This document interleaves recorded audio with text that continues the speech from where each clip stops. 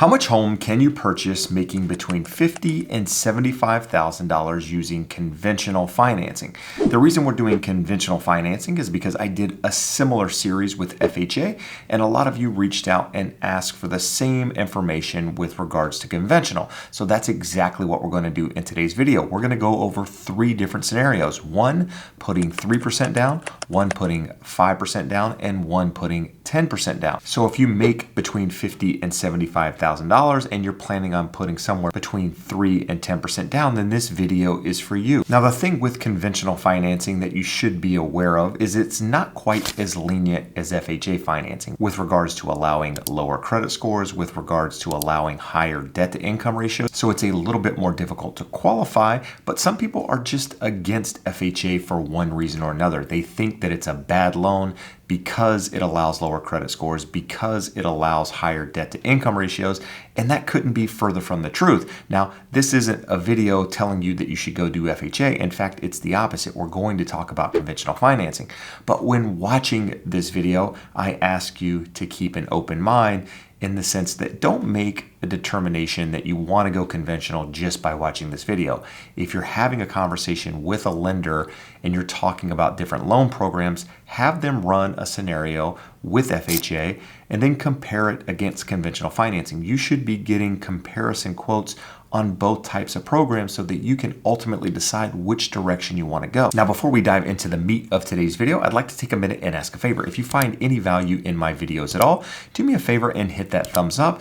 And if you want to stay updated on videos like this, everything real estate related, do me a favor and subscribe to the channel. Now, one thing I want to point out early in this video again is that this video is for novelty purposes. I'm a real estate agent. I was a past mortgage broker. I've done a lot of these in my career, but this video shouldn't be used to determine whether or not you can qualify to buy a home or whether or not you're in a position to buy a home. This video is just here to provide you with some basic information. If you fall between $50,000 and $75,000 of income, it's going to be really accurate information, but it's going to vary a little bit depending on how much debt you have, what interest rate you end up with, all of that stuff. So just use today's video to be able to calculate income if you need to figure out how to calculate your income, and also to get a really rough idea of how much home you can qualify for. Please don't use this video as the end all to determine whether or not you can qualify to buy a home.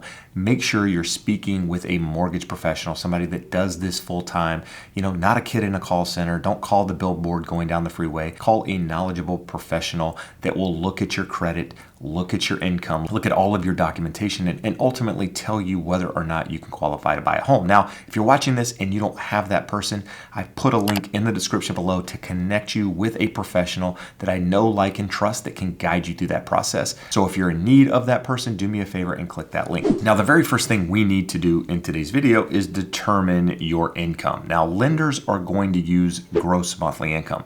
That's the income before any taxes are taken out. And the reason they use gross monthly income is because everybody's tax deductions are a little bit different. Maybe one person has no exemptions and they get their full check every month, whereas another person has several exemptions and they get a lot less money out of their paycheck. Maybe some people are paying into a 401k, some people are paying into a deferred comp, and ultimately bringing home less money. So in order to make it fair, if you will, lenders look at the gross before any taxes come out. So in today's video, we're going to be talking about gross monthly income. And the reason this is so important and the reason I'm stressing this is because a lender is only going to know the debts that show up on your credit report. And we're going to talk about some of those here in just a minute, but they're not going to know how much you spend on groceries, how much you spend on gas, how much you spend on daycare or going out to eat. So it's important, if you're a home buyer, that you make a budget. Determine how much you're comfortable spending every single month before having a conversation with a lender, because a lender is going to tell you the max amount that you can qualify for. They're not going to tell you how much you can truly afford.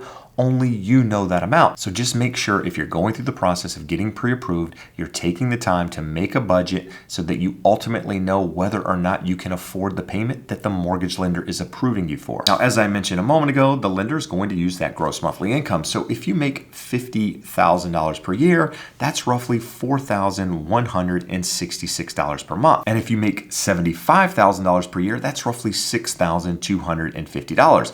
But here's the thing, the lender isn't going to take your total gross monthly income. They're roughly going to use a 45% debt to income ratio when determining how much monthly payment you can actually afford. And that is based on the Fannie Mae and Freddie Mac guidelines for conventional financing. Now keep in mind, there are some cases where you can go as high as a 49% debt to income ratio. And there are cases when you're sitting at a 41 or 42% debt to income ratio and you might not qualify because maybe your credit scores or maybe something else is affecting your ability to qualify. But for today's video, we're going to use a 45% debt to income ratio. It's pretty conservative, especially if you have high credit scores and a larger down payment, but that's what we're going to use in today's video. So if you make $50,000 per year, remember that's $4,166 per month. That means that lender is going to roughly allow you to use $1,875 per month towards your mortgage payment. Now that's going to include your property taxes,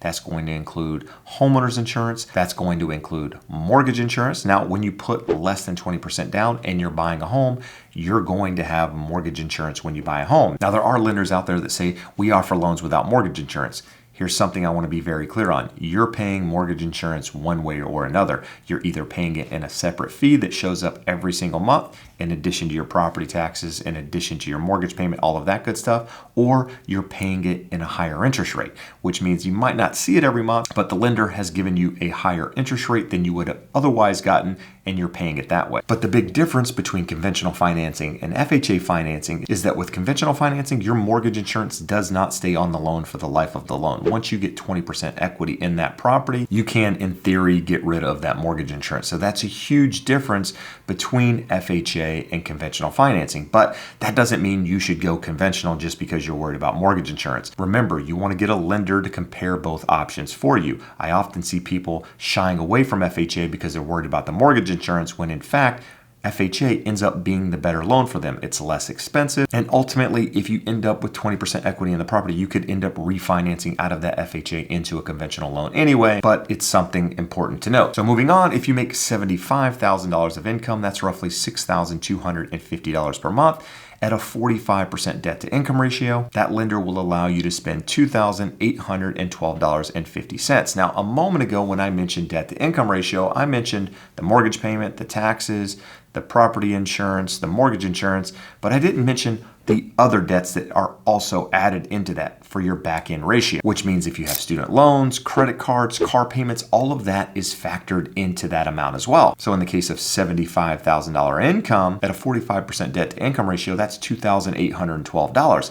Well, that means your mortgage payment, plus the property taxes, the insurance, the mortgage insurance, plus any car payments, student loans, credit cards, any of that stuff cannot exceed $2,812 in order to qualify for a conventional loan. Now, a moment ago, I did mention there are cases when you can go a little bit above, a little bit below. So just make sure you're working with a lender. Again, there's a link in the description below if you need one, but that way they can analyze your income and tell you exactly how much home you can afford. Now, if you're watching this going, I'm self-employed, my income is very hard to document.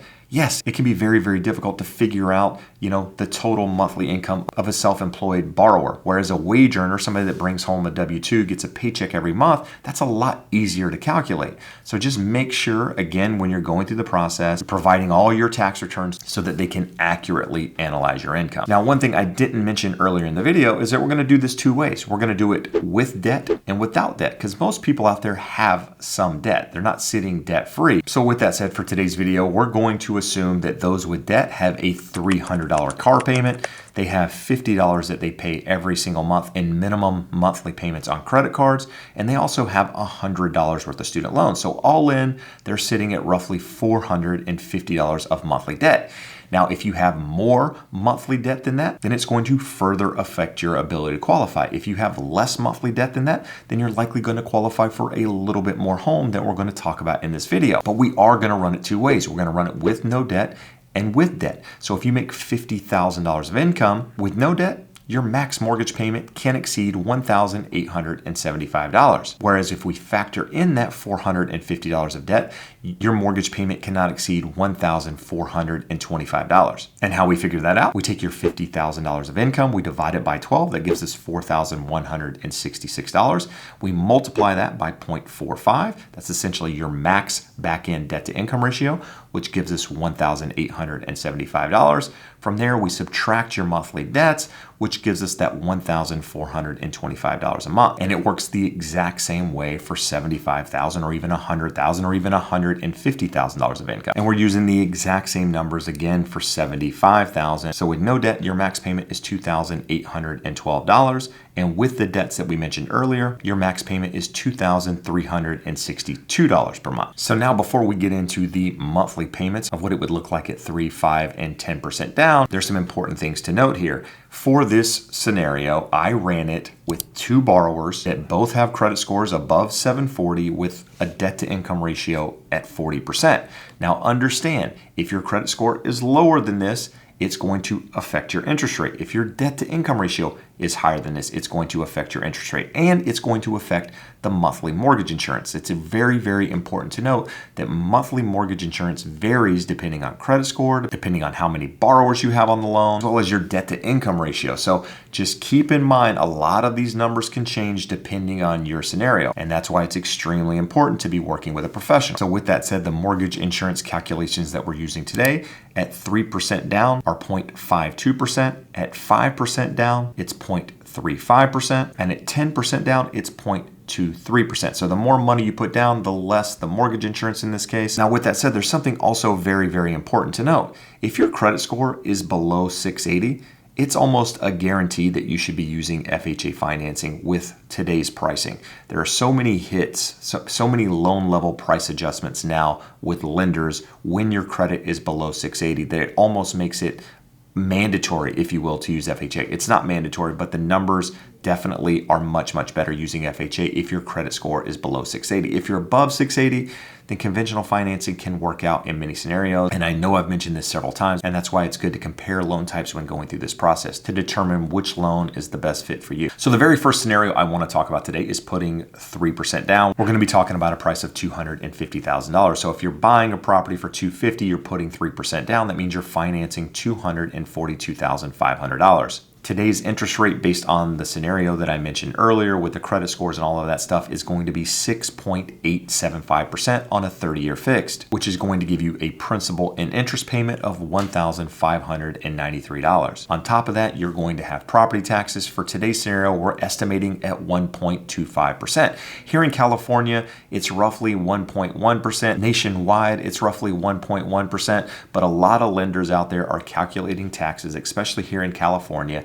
at 1.25%. So we're going to use that amount. So your property taxes are going to be $260 per month. On top of that, you're going to have property insurance, in this case at 0.35%, it's going to be $62.50, and your mortgage insurance at 0.52% is going to be $105. So all in, your total mortgage payment in this scenario would be $2,021.05. So in the case that you make $50,000 of income, you're not going to be able to qualify for this home at all. In fact, you would have to go down probably closer to a $200,000 home, because remember, earlier, with no debt, your max debt to income ratio was $1,875. So even if you had no monthly debt at a 45% debt to income ratio, you would not be able to qualify for this home. Now, in the case that you could push it closer to a 49% and you had no debt, you might be able to make it work. But with that said, you would be able to qualify at $75,000 of income, even with that $450 of monthly debt, because the max debt to income ratio on that was $2,362. So at $75,000 of income,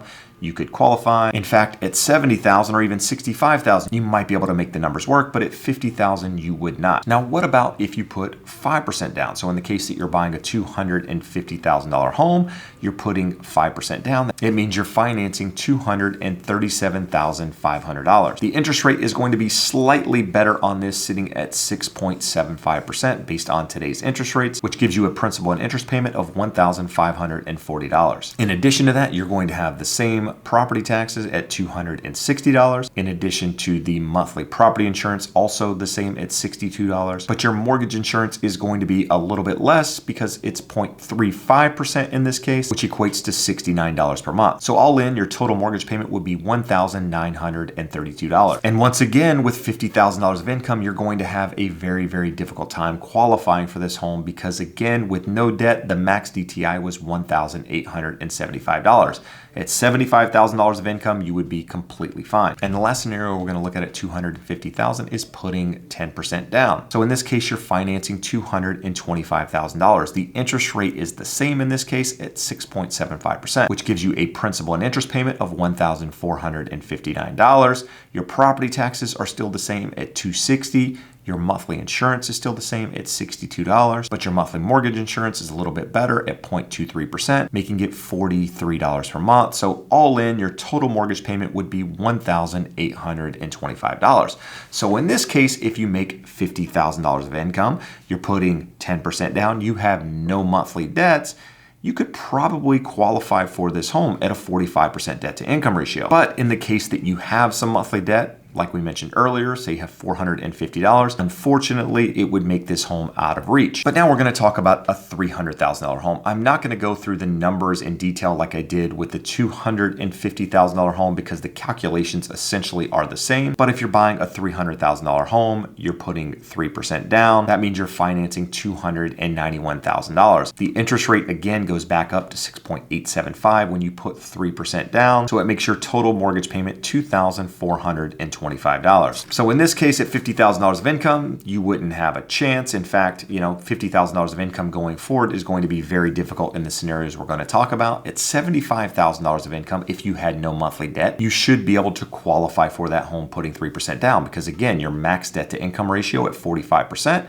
was $2,812 per month. But in the case that you have the monthly debt, it would be difficult to qualify because taking away that $450 would make your max DTI $2,362, which is below the mortgage payment here. So in this case, it would make it difficult to qualify. Now at 5% down, you'd be financing $285,000. Your interest rate would once again go down to 6.75%, and your total mortgage payment would be $2,319 per month, making it possible to qualify with that $75,000 of income, even if you had that $450 of monthly debt. And at 10% down, you'd still be able to qualify if you could qualify at 5% down, but I wanted to go over the payment just in case you wanted to see it. It's $2,190. But what happens at $350,000 of income?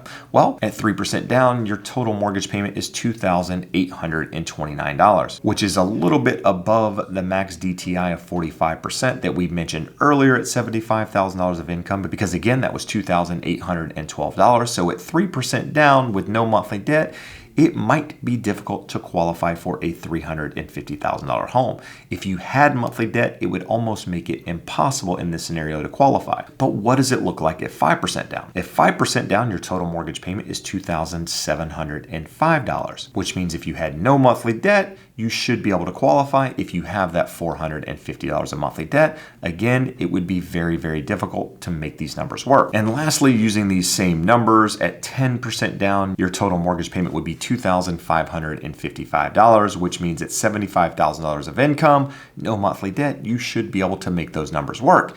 Using the monthly debt that we talked about earlier of $450, it's going to put you over the 45% debt to income ratio. Now, if you could get it pushed up as high as a 49%, which happens all the time, if you have high credit scores, you have some reserves in the bank, there's a chance you can get that debt to income ratio up to 49%, which would make it more possible to be able to make those numbers work. But here's the thing, interest rates change every single day. So you just need to make sure if you're planning on buying a home, you're staying up to date on this information, you're working with a professional, and also focus on your credit score and your down payment. These two things affect your monthly payment more than anything else. Your credit score, in fact, affects your monthly payment more than anything else. So spend some time and work on your credit score. If you're kind of in that holding pattern, if you will, not ready to pull the trigger, not sure if you're ready, start working on your credit. And also, if you're new to the process, not sure where to start, I created a first-time homebuyer course to guide you through this process, go over A to Z, walk you through everything that you need to be aware of when buying a home. So do me a favor, if you have any interest in that, I put a link in the description below. So we've talked about a lot of things in today's video. The main things being working with a professional. Make sure you have a mortgage advisor on your side, not just some random person that you found on the internet, and also work on your down payment and your credit score. But if you're watching this, want to know the additional requirements for conventional financing, what else you need to know if you're planning on buying a house, do me a favor and check out this video here.